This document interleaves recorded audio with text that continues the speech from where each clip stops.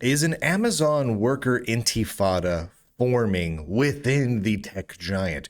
We saw over the last few weeks as an intifada formed at Microsoft and caused all sorts of ruckus, right? They ransacked a farmer's market because that's what you do when you want to get on people's good side is you attack a farmer's market and steal all their tables and chairs. They dumped red paint all over Microsoft signs. They started shouting in bullhorns at everyone that they could reach, "Go away, Jews," and "Jews get out." They did breaking and entering at the Microsoft executive building, went into the office of the president and just basically trashed his office.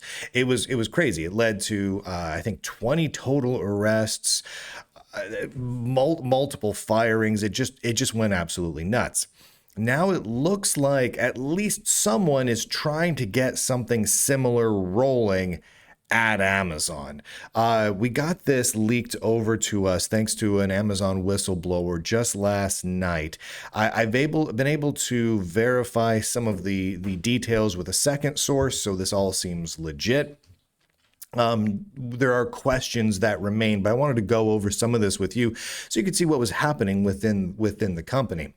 A gentleman by the name of Ahmed Sharour is trying to organize this big Amazon worker intifada, as he calls it. Now, I'm going to read you some of his message. He posted this message in some of the internal Microsoft or internal Amazon chat channels to try and drum up interest. There's even a sign up form. Let me see. I've got a screenshot of the sign up form here. Join the Amazon worker intifada, and they're trying to organize using Signal. So here we go. Dear Amazon workers, when I first joined Amazon over 3 years ago, I was a proud Amazon software engineer. I came here driven by a belief in technological brilliance, and it is the desire to be the best engineer Amazon had ever seen. I contributed to the Alexa experience and delighted customers directly through the Alexa app, including upgrading the Wake word engine for hundreds of thousands of users globally. In my current role at Whole Foods, I build the internal tools that manage recipes for stores worldwide. I believed I was helping drive innovation at a top FANG tech company. That belief has been shattered. On October 7th, 2023, Israel began its genocide in Gaza. Okay, I have to stop for a second. I mean, you immediately know right away that this particular individual, this Ahmed Sharour, is a Hamas supporter and terrorist supporter, right? Because October 7th was the day that Hamas invaded Israel and began murdering and other things to babies and women and just people at music festivals and in their houses and everywhere else. Regardless of what you think about Israel and regardless of what you think about Gaza or Hamas or anything along those lines, the only way you could look at October 7th event as Israel beginning a genocide in Gaza is if you just really hate Jews. There's really no other way to put it. I guarantee you, if we sat down with this person, he would come out that he's really not a fan of the Jews. He continues. The number of hostages in the West Bank where my family lives skyrocketed. The number of hostages in the West Bank, crazy. 2 days later, CEO Andy Jassy sent an email expressing sympathy for Israeli hostages without a single acknowledgement of Palestinian life. This was a blatant act of white supremacy, signaling that brown lives are worth less. My family is less, I am less, end quote. So what he's saying here is on October 7th, Hamas invaded Israel. And on October 7th, to be very, very clear, there was peace. No one was fighting each other. No one was invading each other. Israel did not occupy Gaza at all. Israel was fully withdrawn from Gaza. But Hamas declared that their intention was to murder all Jews and all Israelis. So they invaded Israel on October 7th. 2 days later, the CEO of Amazon made a email saying that he felt really bad and he expressed his sympathy and his support for Israel and all the people that were murdered and taken hostage by Hamas. This guy is calling that an act of white supremacy. So that's crazy to start with. He continues, we, the workers, have tried the appropriate channels. We circulated a petition that gathered 1,700 Amazonian signatures, calling on Andy Jassy, the CEO, to rescind all contracts with the Israeli military and demanded immediate, durable ceasefire. It was ignored. We have submitted shareholder proposals. They were rejected. Working within this framework of white supremacy has only suffocated our voices while the people of Gaza are becoming extinct. There's so many things wrong with that, but I'll continue. Every day I write code at Whole Foods. I remember my brothers and sisters in Gaza being starved by Israel's man-made blockade. I live in a state of constant dissonance, maintaining the tools that make this company profit while my people are burned and starved with the help of that very profit. And here's where it starts to get very direct.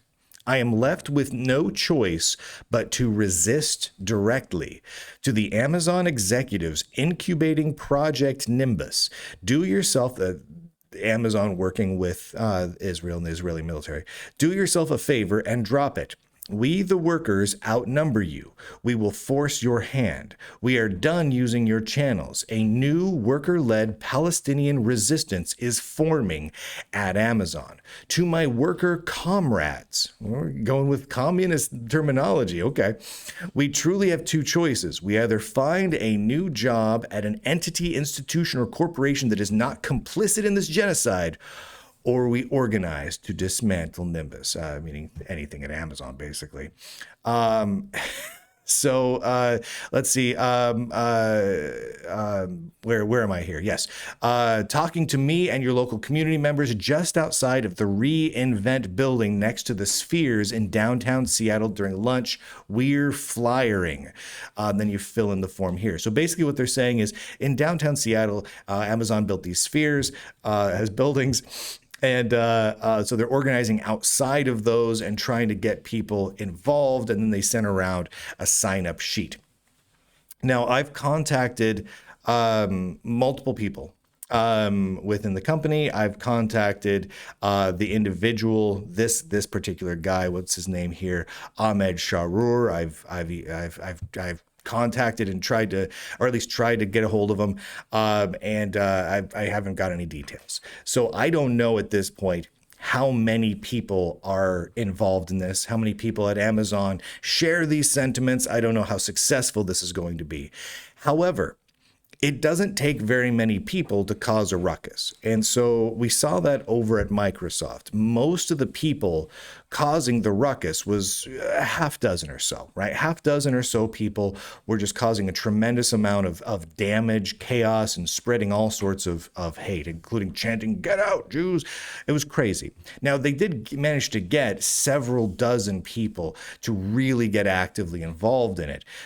So what remains to be seen is will the employees of Amazon follow suit with the folks over at Microsoft? Now, the Microsoft worker Intifada pulled heavily from just simply local activists, including CARE, the Arab group that has an office there in Seattle. And so will CARE get involved in this Amazon worker Intifada too? I'm keeping tabs on it because it's going to impact a whole lot of people who work on AWS and all the other Amazon stuff, and apparently on the software powering Whole Foods as well. We'll see. We'll see how it goes from here. It's all up in the air, but I wanted to make sure everyone was aware this sort of thing was happening. I've got no response yet from Amazon how they're handling this particular guy and what they're doing about it and what their policies are going to be going forward. We'll see. Thank you to the Lunduke Journal subscribers. Go to lunduke.com and click on the links. You love clicking on links. Links are amazing. And with that, ladies and gentlemen, boys and girls, nerds and nerdettes across the inner tubes, I do declare end broadcast.